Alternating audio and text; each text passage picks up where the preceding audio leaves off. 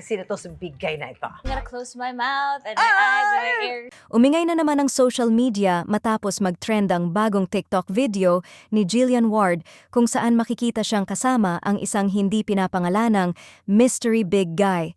Dahil sa kanyang cryptic na sagot na, "I'm gonna close my mouth, my eyes and my ears." Lalo lamang nitong pinainit ang curiosity ng fans na matagal nang nag-aabang ng kumpirmasyon kung sino nga ba ang lalaking madalas iugnay sa kanya. Sa nasabing video, makikitang may lalaking kasama si Jillian, ngunit hindi malinaw ang identity nito, dahilan para magsimula ang iba't ibang haka-haka online. Agad namang naglabasan ng theories ng netizens kung saan marami ang nagsasabing tila sinasadya ang pagiging mysterious upang mas lalo pang mapag-usapan ang kanilang dynamics.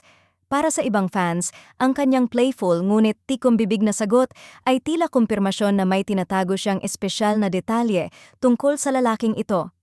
Isa sa pinakamatunog na pangalan na inuugnay ng fans ay si Eman Bacosa Pacquiao, lalo na't matagal na raw napapansin ng supporters ang umano'y pagpaparamdam nito kay Jillian sa pamamagitan ng mga mensahe at interactions online.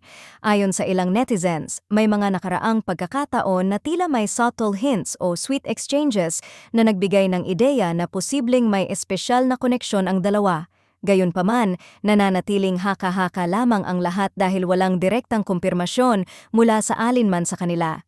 Nahati tuloy ang opinyon ng publiko, may mga fans na kinikilig at naniniwalang exciting ang ganitong klaseng mystery dahil nagbibigay ito ng thrill sa fandom, habang ang iba naman ay nagsasabing maaaring bahagi lamang ito ng social media strategy para mas mapanatili ang ingay sa paligid ng kanilang pangalan. May ilan ding nagsasabing dapat igalang ang privacy ni Jillian, lalo na kung hindi pa siya handang ibunyag kung sino ang lalaking kasama niya. Sa kabila ng matinding pressure mula sa fans na magbigay ng clue, nananatiling consistent ang actress sa pagiging playful, ngunit maingat sa kanyang mga sagot. Ang kanyang statement na tila pagsasara ng bibig, mata at tainga ay naging simbolo ng kanyang desisyong huwag munang magsalita tungkol sa usaping ito, isang move na mas lalo pang nagpa-curious sa online community.